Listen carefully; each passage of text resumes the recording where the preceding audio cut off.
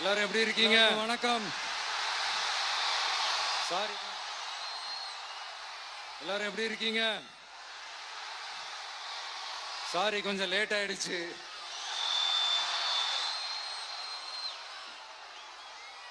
திருச்சியில காலையில பேசினப்போ அங்க ஒரு மைக் ப்ராப்ளம் இருந்தது. அதனால அங்க பேசினதுல ஒரு சில விஷயங்களை இங்க நான் திரும்ப ரிப்பீட் பண்றேன்.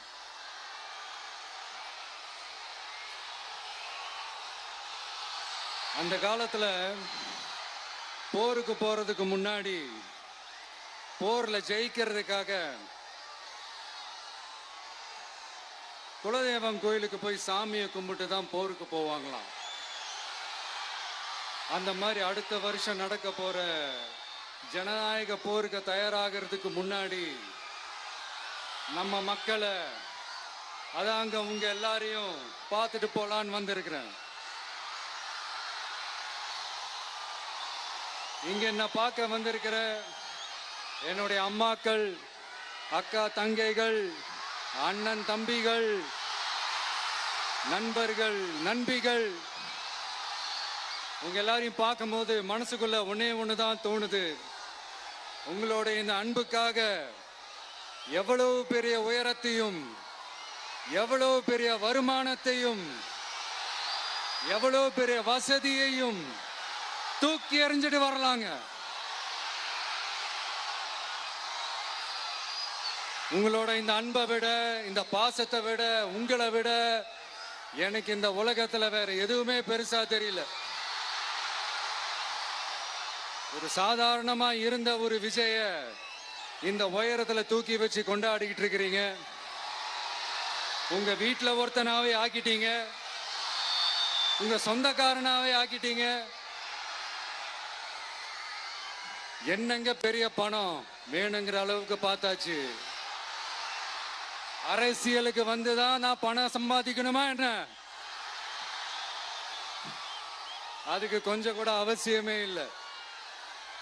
எனக்கு எல்லாத்தையும் எல்லாமும் கொடுத்த உங்களுக்காக உழைக்கிறத தவிர எனக்கு வேற எந்த எண்ணமும் எந்த வேலையும் இல்லை.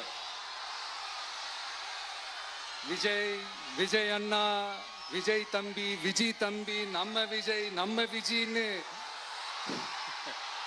என்னடா இந்த விஜய் தனியாளா இருப்பான்னு பார்த்தா எப்ப பாரு மக்கள் கடலோட மக்கள் கடலாவே இருக்கிறானேன்ட்டு இந்த எதிரிகளுக்கெல்லாம் தெரிஞ்சவன நம்மளை பத்தி கண்ணாபின்னான்னு பேச ஆரம்பிச்சிருக்கிறாங்க. அதாவது நான் மரியாதையா பேசினா கூட அதை தவறா எடுத்துக்கிறாங்கன்னா பாத்துக்கங்களேன். அதனால யார் என்ன சொன்னாலும் அறிஞர் அண்ணா அவர்கள் சொன்ன அந்த பஞ்சு தான், வாழ்க வசவாளர்கள் அப்படின்னு சொல்லிட்டு போயிட்டே இருக்க வேண்டியதுதான். நான் மதுரை மாநாட்டில் உங்க எல்லாரையும் நேர்ல சந்திக்க வரேன்னு சொல்லியிருந்தேன். அப்படி இன்னைக்கு உங்களுக்காக நம்மள மேலையும் கீழையும் ரொம்ப மோசமா ஆண்டுகிட்டு இருக்கிற பாசிச பாஜக அரசையும் பாய்சன் திமுக அரசையும் கேள்வி கேட்கறதுக்காக வந்திருக்கிறேன். இந்த பாஜக அரசு நம்மளை கொஞ்ச நெஞ்ச கொடுமையாங்க செய்து பீகார்ல 65 லட்சம் வாக்காளர்கள் ஓட்டர் லிஸ்ட்லயே காணோமா. இது என்ன பெரிய விஷயம்? இதை தாண்டி இன்னொரு விஷயம் இருக்கு. இந்த எதிரி கட்சிகள்லாம் ரொம்ப சிம்பிளா சொல்ற மாதிரி சொல்லணும்னா ஓட்டு திருட்டு. வீட்டு நம்பர் 0ன்னு போட்டெல்லாம் ஓட்டர் ஐடி கார்டு கொடுத்துருக்காங்கன்னா பாத்துக்காங்களேன். எவ்வளவு பெரிய ஒரு மோசமான வேலைகள்லாம் அவங்க செய்யறாங்கன்னு பாத்துக்கங்க. அடுத்து ஒன் நேஷன் ஒன் எலெக்ஷன், ஒரே நாடு ஒரே தேர்தல் 2029ல இவங்களோட ஆட்சி காலம் முடிய போகுதுன்றது எல்லாருக்குமே தெரிஞ்ச ஒரு விஷயம்தான். அதனால இந்த மாநில அரசுகள் எல்லாத்தையும் கலைச்சிட்டு எல்லாருக்கும் ஒட்டு மொத்தமா ஒரே நேரத்தில் தேர்தல் வைக்கிற ஒரு ஐடியா.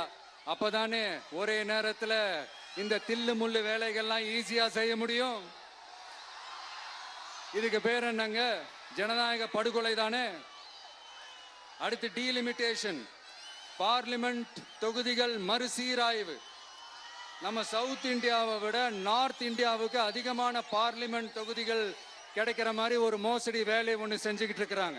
இதைத்தான் டிவிகே முதலையே எதிர்த்தோம், இப்பவும் எதிர்க்கிறோம், இனிமேலும் எதிர்ப்போம். அதனால் இந்த SIR, one nation one election, delimitation, இதெல்லாம் எதிர்கட்சிகளை அழிக்கிறதுக்காக ரொம்ப ரொம்ப முக்கியமா நம்ம சவுத் இந்தியாவோட அந்த பவரை குறைக்கிறதுக்காக செய்யப்படுற ஒரு மோசடி வேலைகள். இது ஒட்டுமொத்த இந்தியாவுக்கும் பாஜக அரசு செய்யற ஒரு துரோகம். சரி, பாஜக அரசு தான் நமக்கு துரோகம் செய்யறாங்கன்னு பார்த்தா இங்க திமுக அரசு நம்மள நம்ப வச்சு ஏமாத்திக்கிட்டு இருக்கிறாங்க.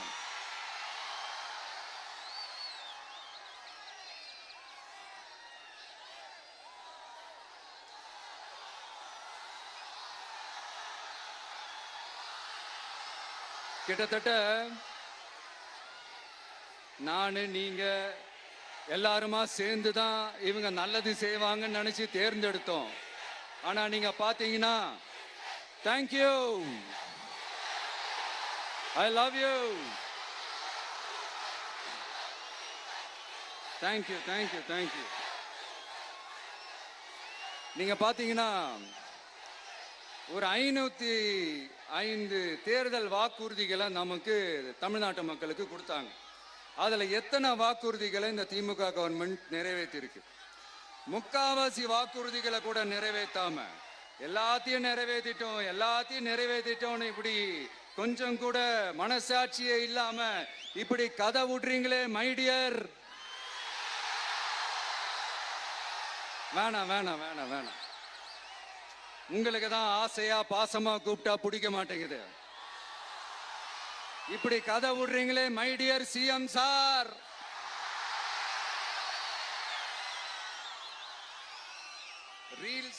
ரீல்ஸ் வேற, ரியாலிட்டி வேற நீங்களே சொல்லிட்டு இப்ப நீங்க விடுறது அம்பட்டும் ரீல்ஸ் தான்.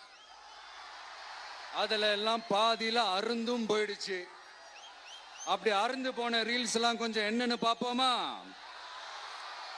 கேஸ் சிலிண்டருக்கு மானியமா 100 ரூபாய் தரேன்னு சொன்னீங்களே, தந்தீங்களா? 1000 ரூபாய் ஒருத்தர் விடாம எல்லா பெண்களுக்கும் தருவேன்னு சொன்னீங்களே, தந்தீங்களா? டீசல் விலையில மீதி இருக்கிற 3 ரூபாய் குறைப்பேன்னு சொன்னீங்களே, குறைச்சிங்களா? நீட்டு தேர்வை ரத்து செய்வோம்னு சொன்னீங்களே, ரத்து செஞ்சீங்களா? கல்வி கடனை ரத்து செய்வோம்னு சொன்னீங்களே, ரத்து செஞ்சீங்களா? வருஷத்துக்கு 10 லட்சம் பட்டதாரிகளுக்கு வேலை தருவேன்னு சொன்ன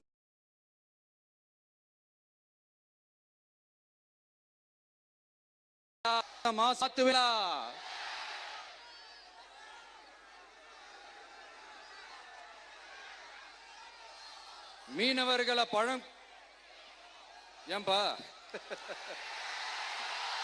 மீனவர்களை பழங்குடியின பட்டியல சேர்ப்போம்னு சொன்னீங்களே, சேர்த்தீங்களா?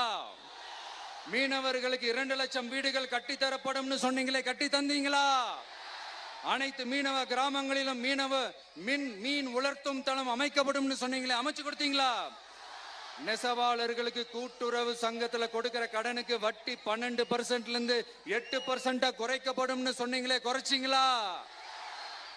ஆட்டோ ஓட்டுறவங்களுக்கு சொந்த ஆட்டோ வாங்க 10,000 மானியம் வழங்குவோம்னு சொன்னீங்களே, வழங்குனீங்களா? அரசு ஊழியர்கள் ஆசிரியர்களுக்கு ஓல்டு பென்ஷன் ஸ்கீம் கொண்டு வருவேன்னு சொன்னீங்களே, கொண்டு வந்தீங்களா? பகுதி நேர ஆசிரியர்களுக்கு பணி நிரந்தரம்னு சொன்னீங்களே, செஞ்சீங்களா? சத்துணவு மற்றும் அங்கன்வாடி பணியாளர்களுக்கு அரசு பணி உறுதின்னு சொன்னீங்களே, செஞ்சீங்களா? முதியோர் உதவித்தொகை 1500 ரூபாய் தருவேன்னு சொன்னீங்களே, தந்தீங்களா? தமிழகத்தில் இருக்கும் வேலை வாய்ப்புகள்ல 75% தமிழர்களுக்கு சொன்னீங்களே, தந்தீங்களா? 3 லட்சத்தும் மேல் இருக்கிற காலி பணியிடங்கள் நிரப்பப்படும் சொன்னீங்களே, நிரப்புனீங்களா? தூய்மை பணியாளர்கள் பணி ஊதியம், ஓய்வூதியம் போன்ற கோரிக்கைகள் நிறைவேற்றப்படும் சொன்னீங்களே, நிறைவேற்றினீங்களா? மக்கள் நல பணியாளர்களாக 25,000 பெண்கள் நியமிக்கப்படுவார்கள் சொன்னீங்களே, நியமிச்சீங்களா? ரேஷன் கடையில மீண்டும் உளுந்து வழங்கப்படும் சொன்னீங்களே, கொடுத்தீங்களா?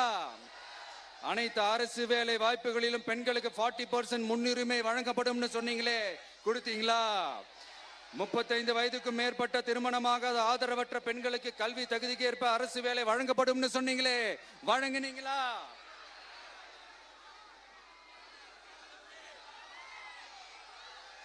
வகுப்பு வாரியத்தின் கோரிக்கைகள் பரிசீலிக்கப்பட்டு மேற்கொள்ளப்படும் சொன்னீங்களே, செஞ்சீங்களா? அரசு வீட்டு வசதி மற்றும் குடிசை மாற்று வாரிய வீடுகளில் மாற்றுத்திறனாளிக்கு ஒதுக்கீடு செய்யப்படும் சொன்னீங்களே, செஞ்சீங்களா?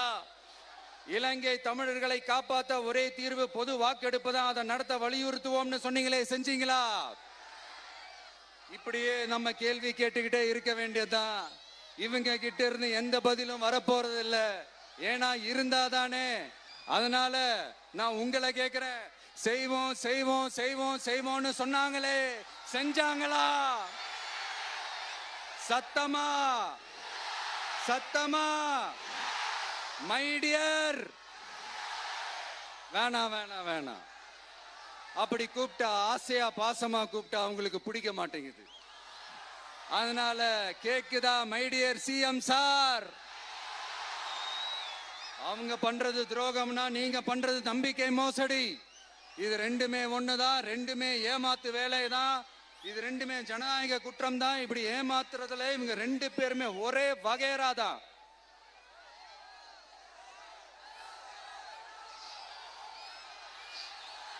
முந்தானேத்து வரைக்கும் ஒன்றிய பிரதமர், இப்ப இந்திய பிரதமர். இப்படி மாத்தி மாத்தி பிளேட்டை மாத்தி மாத்தி பேசுறதுல நம்ம சிஎம் சார் ரொம்ப பிரில்லியன்ட். இப்ப புரியுதா மக்களே? மறைமுக உறவுக்காரர்கள்னு நாம ஏன் சொல்றோம்னு?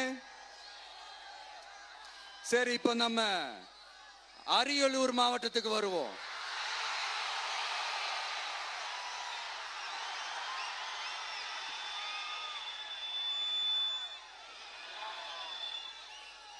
தமிழகத்தோட வறட்சியான மாவட்டங்கள முதல் வரிசையில காலங்காலமா இருக்கிற மாவட்டம் தான் நம்ம அரியலூர் மாவட்டம்.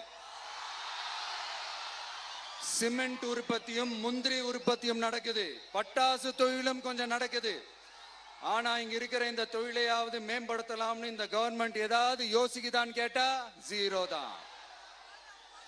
சிமெண்ட் ஆலைகளால ஏற்படுற மாசுபாட்டுல இருந்து மக்களை பாதுகாக்க என்ன நடவடிக்கை எடுக்கப்பட்டிருக்குன்னு தெரியல. யுனெஸ்கோவோட உலக மரபு சின்னமாக அறிவிக்கப்பட்ட கங்கை கொண்ட சோழபுரம் கோயிலை முறையாக பராமரிக்கணும். ஜெயங்கொண்டத்தில் ராஜேந்திர சோழனுக்கு மணிமண்டபம் அமைக்கலையே ஏன்?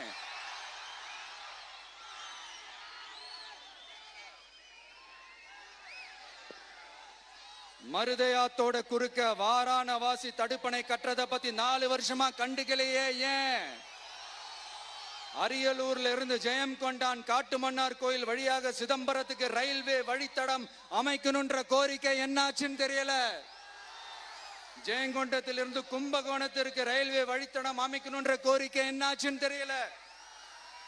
அரியலூர்னாலே முந்திரி உற்பத்தி தான் பிரதானம். அதனால முந்திரி தொழிற்சாலை அமைக்கணும்ன்ற கோரிக்கை என்னாச்சுன்னு தெரியல. இந்த மாவட்ட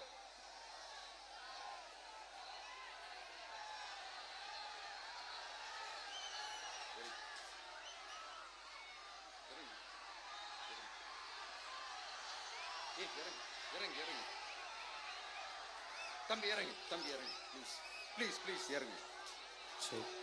இறங்குப்பா ப்ளீஸ். அண்ணா அது சாஞ்சி போயிடுச்சுண்ணா, இறங்க சொல்லிருங்கண்ணா. விஜயண்ணா சாஞ்சி போச்சுண்ணா, அது இறங்க சொல்லிருங்கண்ணா.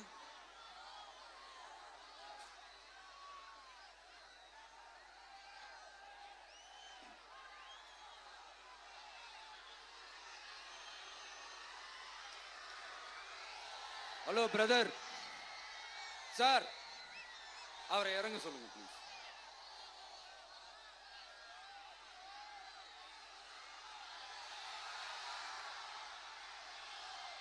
இந்த மாவட்டத்தை சேர்ந்தவர் போக்குவரத்து அமைச்சராக இருந்தும் போதுமான பேருந்து வசதி இல்லையே ஏன்?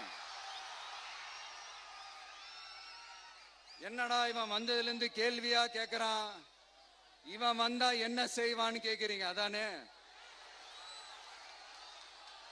தீர்வை நோக்கி போறதும் தீர்வை காண்றதும் மட்டும்தான் நம்ம டிவிக்கோட லட்சியமே. நம்மளோட தேர்தல் அறிக்கையில இதுக்கான விளக்கத்தை ரொம்ப தெளிவா சொல்லுவோம். ஆனா அதுக்கு முன்னாடி அதை செய்வோம் இதை செய்வோம் இந்த பொய்யான வாக்குறுதிகள்லாம் எப்பவுமே கொடுக்க மாட்டோம். எது நடைக்கு சாத்தியமோ எது உண்மையோ அதை மட்டும்தான் கொடுப்போம். ஆனா அட் த சேம் டைம் மருத்துவம், குடிநீர், ரேஷன், கல்வி, அடிப்படை சாலை வசதி, மின்சாரம், இந்த மாதிரி அடிப்படை விஷயங்கள்ல நோ காம்ப்ரமைஸ்.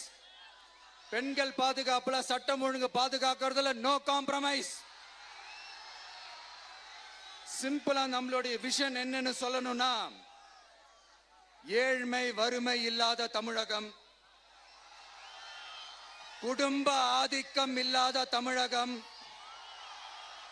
ஊழல் இல்லாத தமிழகம், உண்மையான மக்களாட்சி, மனசாட்சி உள்ள மக்களாட்சி. கான்பிடண்டா இருங்க, நல்லதே நடக்கும், வெற்றி நிச்சயம். மீண்டும் சந்திக்கும் வரை நன்றி, வணக்கம்.